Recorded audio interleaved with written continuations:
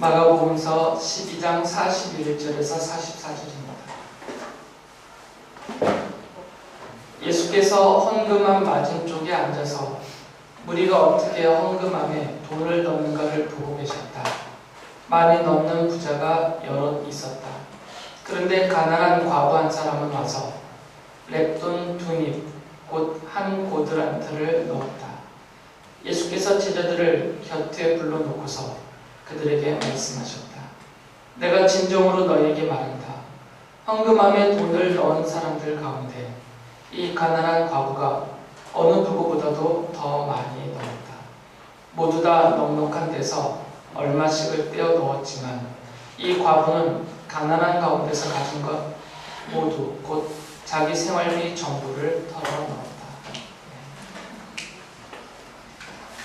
마가복음은 마태복음에 기록되어지지 않은 4개의 사건이 추가되어 있습니다. 그래서 그 4개를 좀 살펴볼 필요는 있지만 지금 읽어드린 이 본문 외에 나머지 3개의 기록과 사건은 이미 마태복음을 제가 설명해 드릴 때 함께 중복해서 말씀을 거의 다 드렸어요. 하나는 저절로 자라나는 씨에 대한 비유이기 때문에 이 비유는 씨 뿌리는 비유와 연결해서 이미 말씀을 드렸고요. 또 나머지 2개는 병자를 고쳐주시는 기록이에요. 그거는 또 병을 고쳐주시는 예수님의 사역 하시던 일을 설명해 드리면서 이미 함께 말씀을 드렸기 때문에 제가 따로 시간 내어 말씀을 드릴 필요는 없을 것 같고요. 마태복음에 전혀 나타나지 않았던 기록입니다. 이거는 마가복음과 누가복음에만 나오는 것인데 그게 제가 지금 읽어드렸던 이 장면이에요. 그래서 마가복음은 이 부분만 제가 말씀을 드리고 넘어가려고 합니다. 제가 읽어드렸을 때 이렇게 그림이 잘 안 그려지잖아요. 그래서 제가 다시 한번 설명을 천천히 해드릴 테니까 장면이 좀 떠올라야 돼요. 지금 어떤 상황이구나라는 게 그래야 좀 더 이해하시기가 쉬우니까. 예수님께서 성전에 가셨어요. 그 성전에는 그 여인의 뜰이라는 곳이 있습니다. 성전 안쪽에. 그 여인의 뜰 벽 쪽에는 헌금함이 놓여 있었어요. 이 당시 예수님 당시에. 유대인들의 그 구전율법인 미시나라는 곳에 보면 그 여인의 뜰 이 벽 쪽을 향하여서 헌금함이 13개가 놓여 있었다고 말을 해요. 정확한 위치나 또 어느 면에 몇 개가 있었는지는 모르겠지만 13개 헌금함이 놓여 있었다고 하는데 그 중에서 6개는 자원예물을 바치는 헌금함이고요. 여기다 이제 돈으로 바치는 겁니다. 속죄제사나 이런 제사법에 의해서 짐승을 드리는 제사 때 드리는 예물 말고 내가 감사하는 일이 있든지 아니면 뭔가 하나님 앞에 바라는 마음이 있든지 이럴 때 동전으로 하는 그런 헌금함이에요. 6개는 이렇게 자원에서 스스로 그 동전으로 된 헌금을 하는 헌금함이 있고 나머지 7개는 요즘 말로 하면 이렇게 목적헌금이에요. 그러니까 이거는 성전 유지 보수하는 데 쓰는 함, 이거는 뭐 구제비에 쓰는 함 이런 식으로 그게 나머지 7개가 기록이 되어 있었다고 하는데 예수님께서는 그 헌금함을 볼 수 있는 맞은편에 앉아 계셨어요. 그래서 예수님이 사람들이 어떻게 헌금을 하려고 하고 있는지를 이제 보시고자 하는 마음으로 앉으셨다라고 마가복음은 기록했죠. 그 장면을 좀 연상을 하시면서 들으셔야 됩니다. 사람들이 와서 이제 거기다 헌금하며 헌금을 하는 거예요. 돈을 넣는 겁니다. 그 당시에 썼던 화폐를. 예수님께서 보고 계시니까 사람들이 오는데 그 중에서 부자들 보겠죠. 부자들 중에서 좀 많은 액수의 헌금을 하는 그런 부자들이 여러 명이 있었어요. 그들이 이렇게 헌금을 하는데 그때 어떤 한 가난한 과부가 헌금함을 향해서 온 것이죠.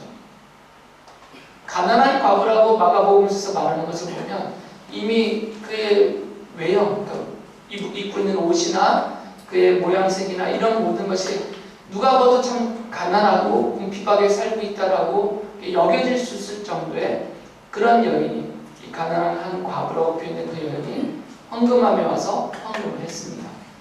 그런데 이 여인은 동전 2렙돈을 거기다 넣었어요.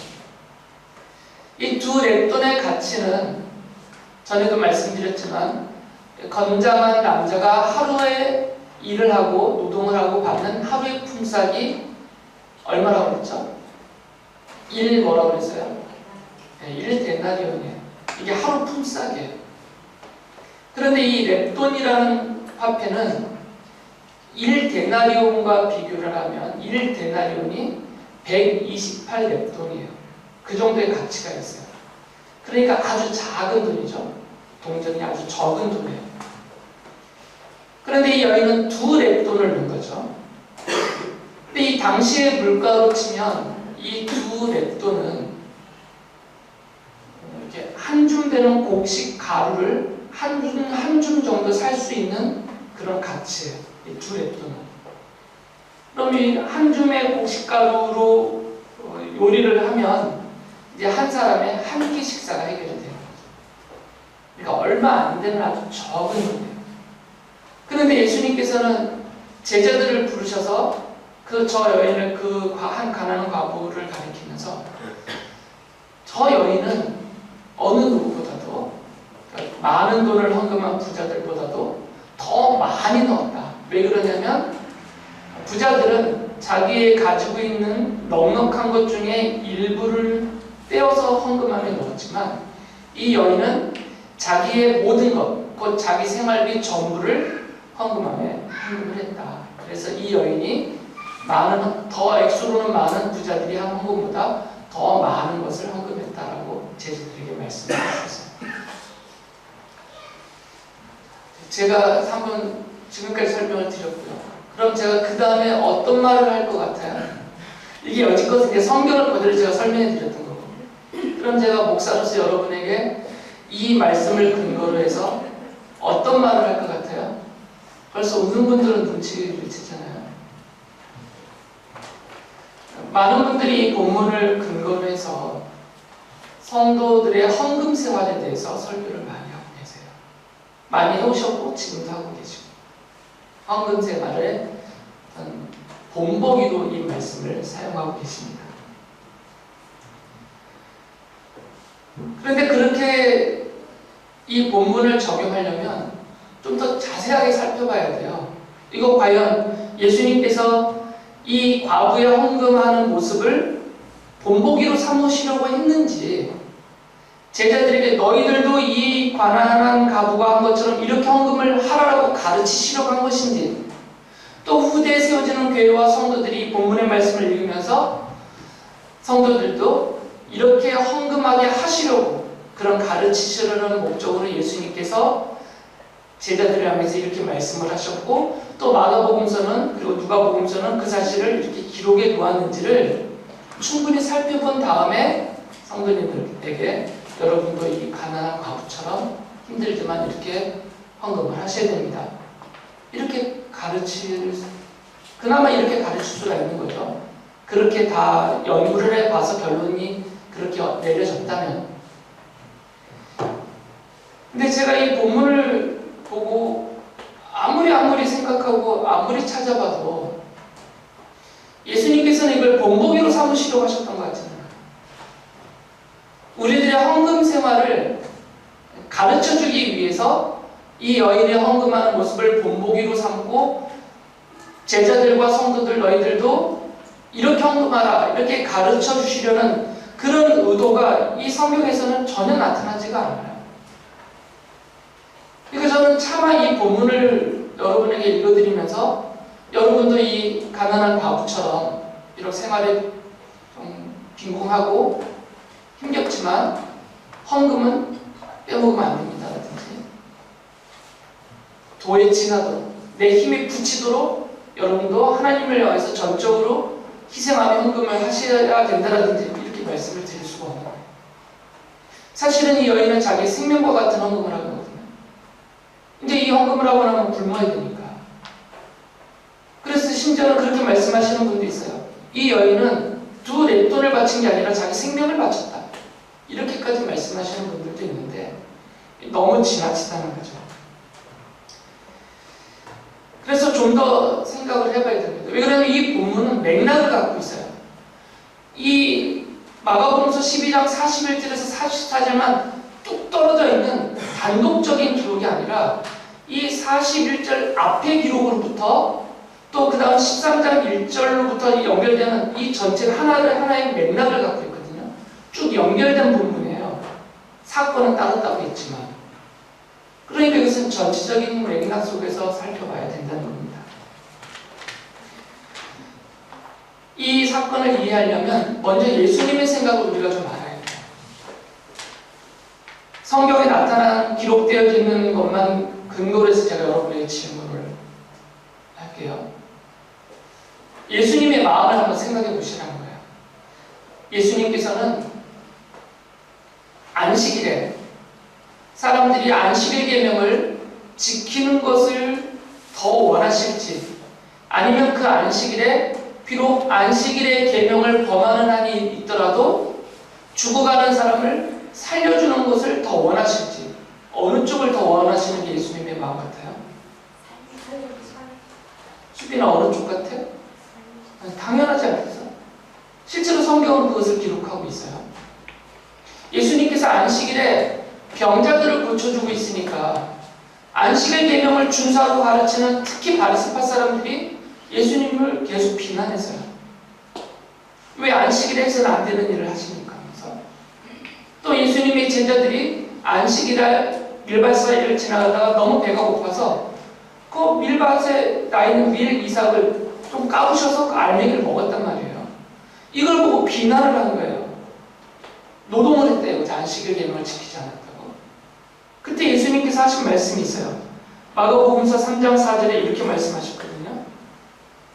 안식일에 선한 일을 하는 것이 옳으냐, 악한 일을 하는 것이 옳으냐, 목숨을 구하는 것이 옳으냐, 죽이는 것이 옳으냐. 안식일 계명을 지키느라 죽어가는 사람을 구해내지 않아서 이 사람이 죽도록 내버려 두면 옳지 않다는 거죠. 그러니까 예수님의 생각과 의도를 우리가 좀 알아야 되죠. 심지어 예수님은 이런 말씀도 하셨어요. 마가복음 12장 28절부터 34절을 보면 하나님이 원하시는 것, 곧 내가 원하는 것은 번제나 희생제가 아니다.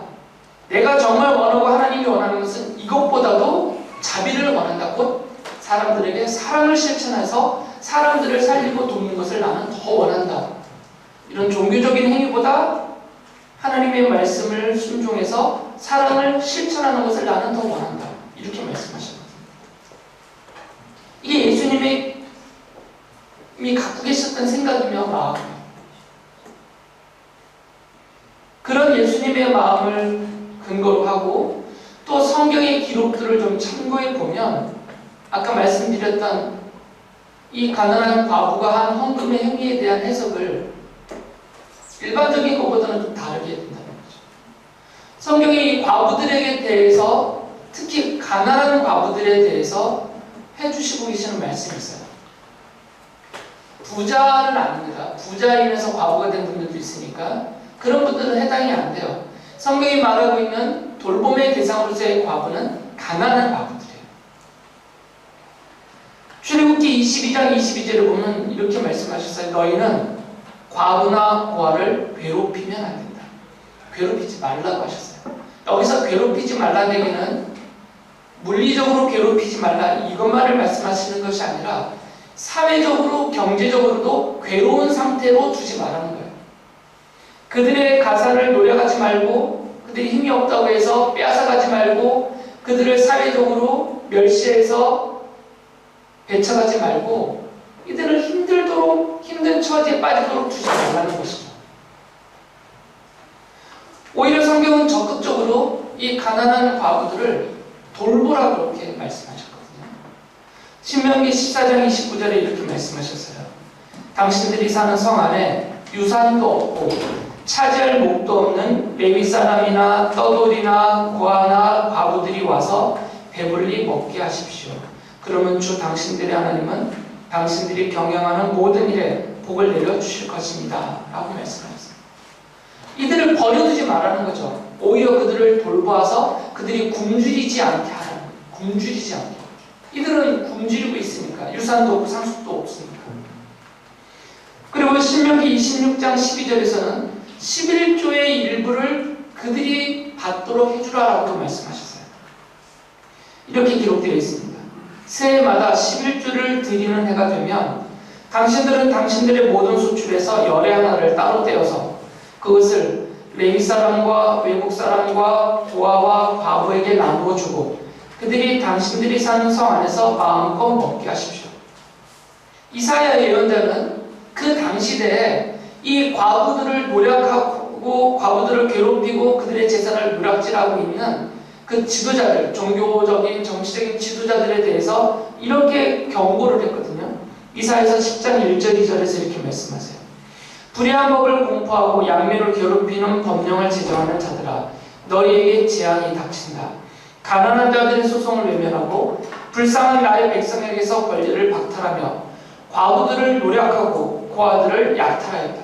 경고를 하고 있어요. 재앙이, 하나님이 그들을 벌하실 것이다 라고 경고하는 거죠. 이런 말씀들을 근거로 해보고 또 예수님이 하셨던 말씀을 근거로 하면 과부들은, 특히 가난한 과부들은 돌봄의 대상이었어요. 그러니까 이분들에게는 종교적인 어떤 의무, 그리고 그들이 반드시 일반 유대인들이 지켰던 종교적인 행위, 이런 것에서 예외에 해당이 된단 말이죠. 그렇게 여겼다고요, 실제로. 그러면 지금 헌금함에 2렙돈을 넣은, 헌금한 자기의 생활비 전부를, 자기의 재산 전부를 넣은 그 과부의 경우는 누구보다도 더더욱 돌봄의 대상이었고 그런 헌금이라는 종교적인 의무에서 예외가 되는 그런 분들이었다는 거죠. 그런데 이 사람이 와서 헌금을 한 거예요. 이제 제가 질문을 하겠습니다. 왜 그랬을까요? 도대체 이 과부는 겨우 2렙돈밖에 안 남았는데 자기 주머니에 이거 한 끼 식사 겨우 해결할 수 있는 돈인데 생활비 전부거든요. 자기 가진 거 전부라고 말씀하셨어요. 왜 그것을 헌금을 했겠어요? 여러분의 생각을 듣고 싶습니다. 돈 받고 싶은가요? 이 가난한 과부를 미화해서 설명하시는 분들은 이렇게 말합니다. 이 가난한 과부는 자기가 죽는 한이 있더라도, 굶어 죽는 한이 있더라도, 내 생명과 같은 이 돈을 내가 설령 굶어 죽는 한이 있더라도 하나님을 사랑하기 때문에 하나님을 향한 열심으로, 하나님을 섬기고자 하는 열정으로 아낌없이 바쳤다. 이렇게 이 과부 행위를 미화하시는 분들이 있습니다. 물론 강력하게 부정하고 싶지는 않습니다. 그럴 수가 있어요, 실제로. 그럴 수도 있어요. 이 가난한 과부가 정말 그런 마음으로 했을 수도 있어요.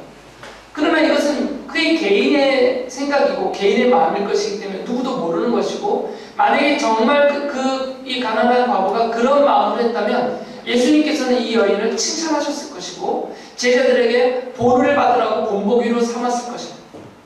그런데 본문에 보면, 누가복음에도 보면 예수님이 칭찬하시는 모습이나 제자들에게 이 여인을 본받으라고 가르치시는 말씀도 없고 후대에 이 여인을 기억하게 하라라는 말씀도 하시지 않아요. 그냥 사실만 말씀하세요. 사실적으로. 이 여인은 이렇게 했다. 이 당시에 이 종교적인 시대 상황을 여러분이 좀 이해를 하셔야 됩니다.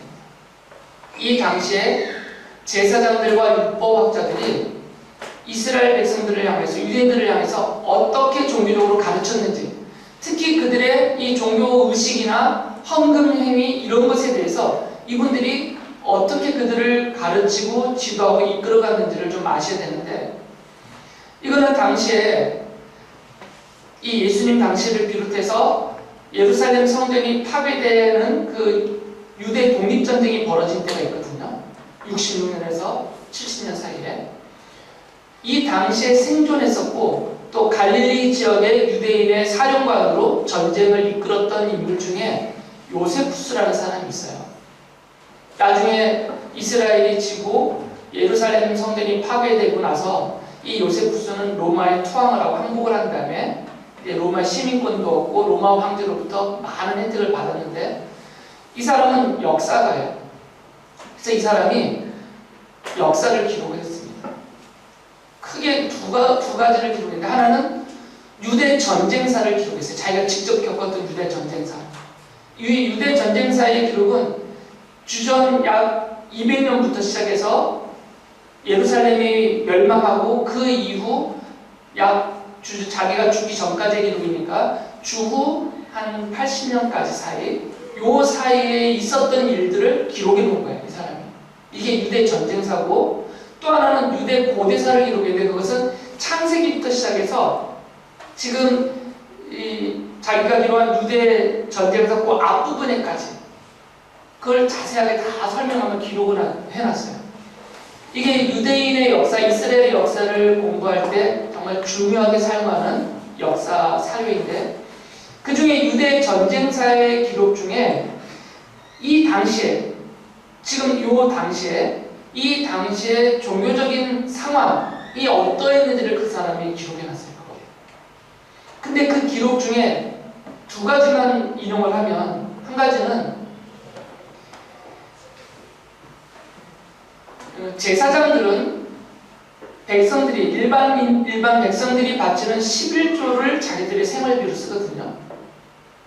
그러니까 그 11조가 성전에 바쳐지면 이제 대제사장을 중심으로 한 고위층 제사장들이 이제 11조를 분배를 해줘요.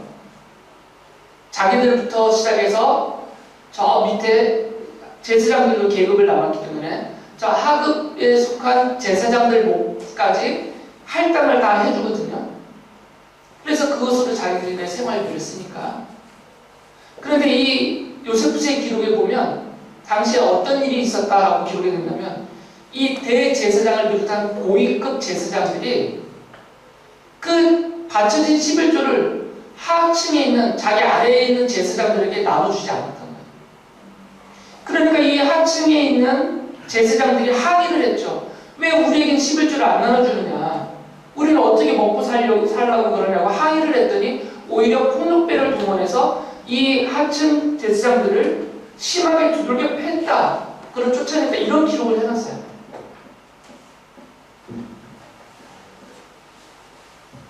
또 한 가지를 보면 이 당시에 그 주 66년에 큰 폭동이 일어났는데 그때 폭도들이 했던 일들을 기록해놓은 내용 중에 이런 기록이 있던 거예요. 이 폭도들이 당시의 대제사장이었던 아나니아의 집을 쳐들어가서 그 집을 불태워버렸어요. 그리고 그 아나니아를 비롯한 대제사장들이 갖고 있었던 채무장부가 있어요. 돈을 부어주고 다시 받아야 되겠다고 써놓은 채무장부. 이 채무장부가 많았던 거예요. 그러니까 이 폭도들이 이 채무장부를 불질러버리려고 문서보관서를 불태워버렸어요. 이게 이제 이 사람이 썼던 유대 전쟁서에 나와 있는 기록이에요. 이런 두 가지 사건만 봐도 이 시대의 종교인들의 상황을 알 수가 있는 거죠. 도대체 이 제사장들과 율법학자들은 일반 백성들을 어떤 대상으로 어떻게 여겼던가? 노략과 착취의 대상으로 여겼다는 거죠. 그래서 예수님이 하신 말씀이 중요합니다.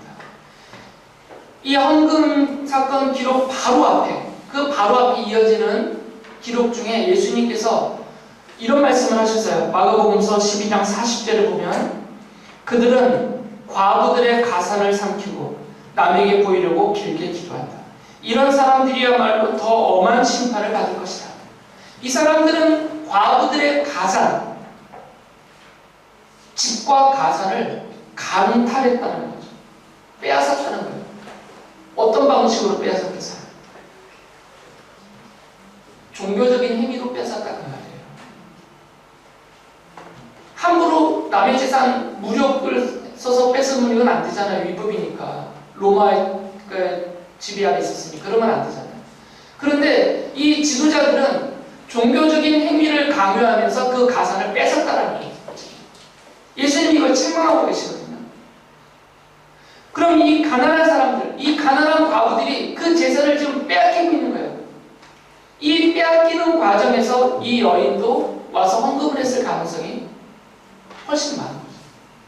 자발적으로 하나님께 헌신하겠다라는 마음으로 했다기보다는 오히려 이런 시대적인 배경과 예수님의 말씀을 근거로 해보고 또 예수님이 평소부터 하셨던 말씀이 이런 율법 준수나 종교적인 행위 준수보다 사람의 생명을 더 귀하게 여기셨던 예수님의 말씀과 생각을 근거로 해보면 이 모든 것을 종합해보면 이 여인의 그 두랬던 헌금하는 모습은 갈치당하는 것과 같다는 거죠. 종교적인 가르침을 그렇게 받았기 때문에.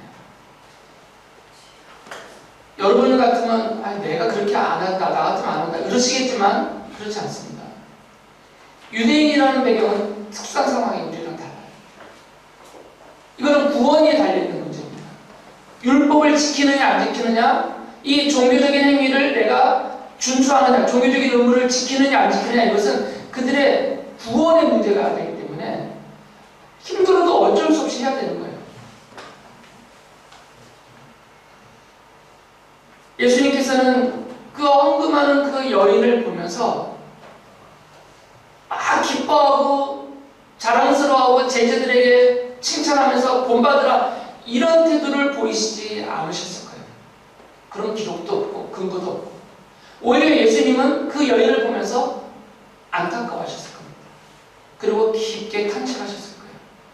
그리고 분노하셨을 겁니다.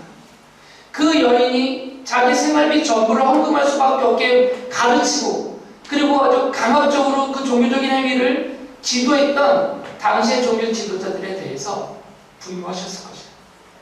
그리고 그 여인의 처지를 동정하시며 안타까워하셨을 것입니다. 나중에 예수님께서 이 여인에게 어떤 은혜를 베푸셨는지는 몰라요. 그건 기록에 나와 있지 않으니까. 그렇게 해주셨으면 참 좋았겠는데 모르겠습니다. 그것은. 저는 여러분들에게 이렇게 하시라고 말씀드리지 않습니다. 이건 비단 헌금의 문제가 아닙니다. 헌금은 극히 일부분의 우리의 신앙생활에 있어서 우리의 신앙생활은 이렇게 의무로 해서는 안 돼요. 이런 강압에 의해서 어쩔 수 없이 이렇게 해서는 안 돼요. 여러분들에게 그렇게 가르치지 않습니다. 그렇게 하시라고 말씀드리고 싶지도 않아요. 오히려 성경이 말하고 있는 대로 여러분이 스스로 주님과의 관계에서 주님을 향해서 하기를 원하는 거죠. 야고보 장로가 야고보서 1장 27절에 이렇게 말씀하셨어요. 하나님 아버지께서 보시기에 깨끗하고 흠이 없는 경건은 고난을 겪고 있는 고아들과 과부들을 돌봐주며 자기를 지켜서 세속에 물들지 않게 하는 것입니다. 하나님은 이것을 원하신다는 거죠. 자기 스스로를 잘 지켜서 세상 사람들과 똑같아지지 않기를 하나님이 원하신다. 그리고 하나님이 정말 좋아하시는 것은 무엇이냐면 내가 할 수 있는 만큼 이 가난한 과부와 고아를 이런 대표적인 사람들이죠. 그 당시에는. 그러니까 힘들어하는 사람들, 내 힘들어하는 이웃들을 향하여서 내가 할 수 있는 만큼의 사랑을 베풀고 그들을 실제로 돕는 일, 하나님이 원하는 것은 그거라는 거죠. 하나님이 우리에게 원하시는 것은 이거예요. 이러한 상태에서 하는 예배를 받고 싶어 하시는 거죠. 이러한 자세로 하나님을 찾고 하나님 앞에 여러분이 헌금도 하고 기도도 하고 예배한다면 하나님은 훨씬 더 기뻐하신다는 거예요. 그런데 이런 마음과 자세 없이 이런 태도도 없이 당연히 해야 되는 것으로 정해졌기 때문에 한다면 그것은 하나님이 정말 원하시는 것은 아니라는 것이고 또 그것이 그렇게 크게 가치와 의미가 있는 일은 아니다라는 것이죠. 예수님께서 호세아서 6장 6절을 인용하시면서 마태복음서 12장 7절에서 이렇게 말씀하셨어요. 나는 자비를 원하고 제사를 원하지 않는다 하신 말씀이 무슨 뜻인지 알았더라면 너희가 죄 없는 사람들을 정죄하지 않았을 것이다. 이게 하나님의 마음입니다. 하나님이 원하시는 것은 제사라고 말씀하고 계시는 율법화된, 의무화된, 마음은 없고 몸만 따르는 그런 종교적인 행위가 아니라는 거죠. 우리 주님이 원하시는 것은 마음이라는 거죠. 내 마음에 있는 사랑으로 실제로 자비를 실천하는 것을 원하시는 거죠. 물론 여러분이 정말 하나님을 향한 그런 헌신의 마음이 있어서 이 과거와 천국을 하겠다 그러면 그거는 말릴 수가 없는 거죠. 그건 성령 하나님이 주시는 마음이니까. 그러나 우리 주님은 그렇게 하게 하실 분은 아니세요. 오히려 그 두 랩돈으로 한 줌 곡식가루라도 사서 한 끼라도 배부르게 자기 배를 채우기를 예수님은 오히려 원하실 것입니다.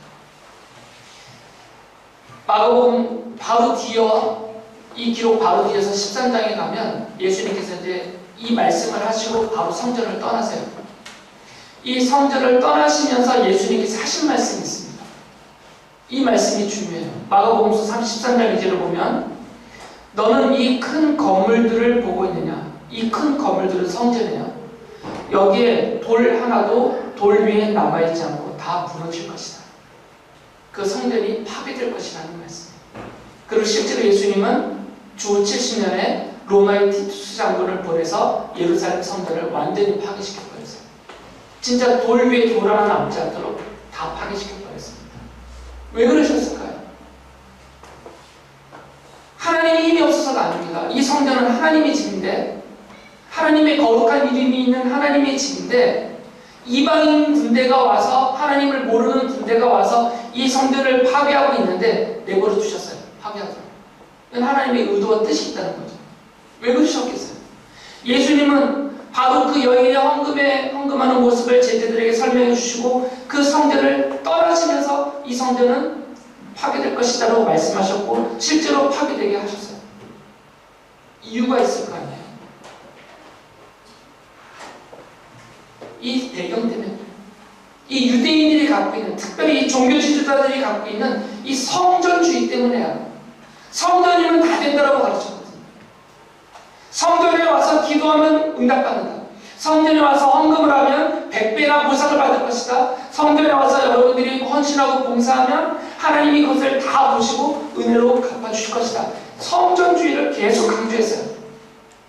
그러니까 마음으로 하나님을 믿는 자 안 믿는 주의자 나오기만 하면 되는 거였어요.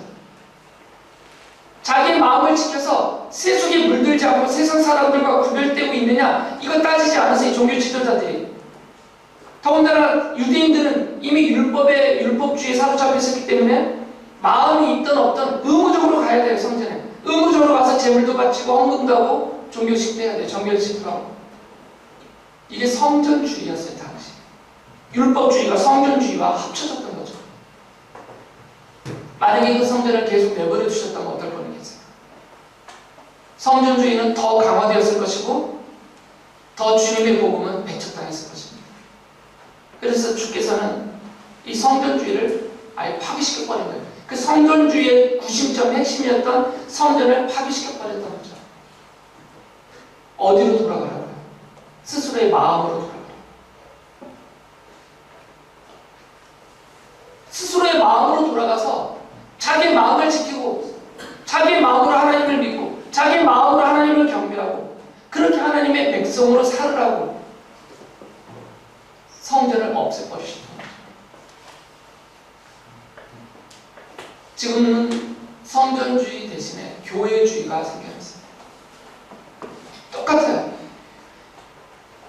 이 악독한 정말 이 못된 종교 지도자들이 성전주의로 당시의 성도라고 불려져 있는 심지어 가난한 과부들의 가상까지 갈취했던 것처럼 지금도 이 교회주의가 성도들을 많이 헤쳐놓고 있습니다. 교회가 나쁘다는 게 아닙니다. 교회는 그리스도의 몸이에요. 교회가 나쁘다는 것이 아니라 교회주의가 나쁘다는 거예요.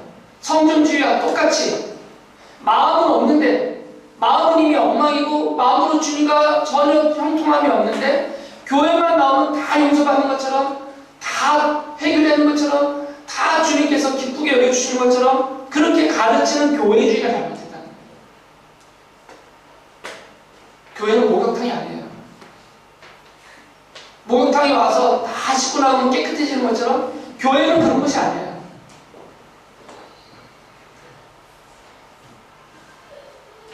교회주의에서 벗어나시는 여러분이 스스로 홀로 주님 앞에 찾아가서 홀로 주님과 만나시는 거예요. 주님 앞에서 내 자신을 생각하면서 주님 보시기에 내 마음이 어떠신지, 주님 보시기에 내 삶이 어떠신지를 스스로 계속 돌이켜보고 고민하면서 주님이 조금이라도 더 보시기에 좋아하시도록 애를 써야 돼요. 그리고 내게 무엇인가 주셨다면 내게 주신 그것으로 주님이 원하시는 자비를 실천하면서 살아요. 이게 참된 성도의 모습이고 주님이 원하시는 것 같아요. 당장 다음 주에 여러분들이 교회를 안 나오실 거에 대해서 두려워하지 않습니다. 그러실 분이 한 분도 안 계시라고 저는 믿기 때문에 제 말씀을 오해하지 않았을 것이라고 저는 확신하고 있습니다. 교회를 부정하는 게 아니라 교회주의를 부정하는 거예요.